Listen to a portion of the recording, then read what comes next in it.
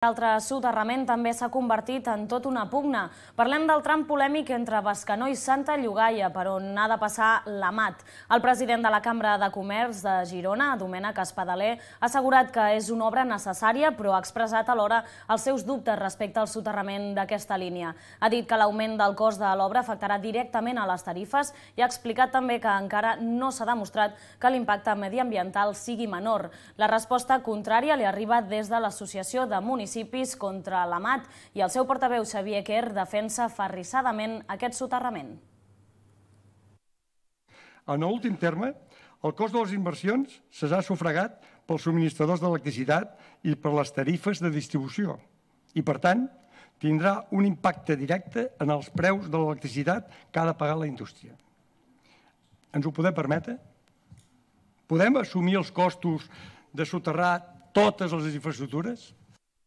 És políticament inacceptable que es permeti l'existència de ciutadans de primera i ciutadans de segona dins del nostre territori i també respecte dels ciutadans de l'altre costat de la frontera.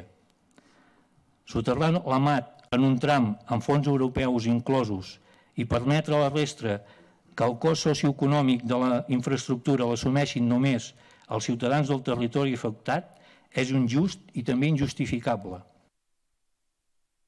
I qui també s'ha manifestat en aquest sentit ha estat la Cambra de Comerç de Palamós. Des del Baix Empordà admeten plena sintonia amb els criteris que defensa la Cambra de Comerç de Girona i consideren que l'AMAT és necessària per resoldre el dèficit elèctric que pateix la Costa Brava, sobretot a l'estiu. La Costa Brava necessita electricitat, és una demanda endèmica de la zona i sobretot del sector turístic que veu com estiu rere estiu el consum elèctric creix de manera exponencial.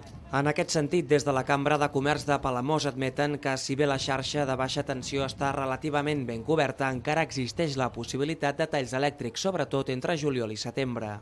Fa pocs anys s'ha completat la xarxa de subestacions, concretament també hi ha una espècie com d'anella de les Gavarres, però de subestacions, i en aquest sentit el que seria la mitjana de baixa tensió, jo diria que la tenim satisfactòriament solucionada pels propers anys.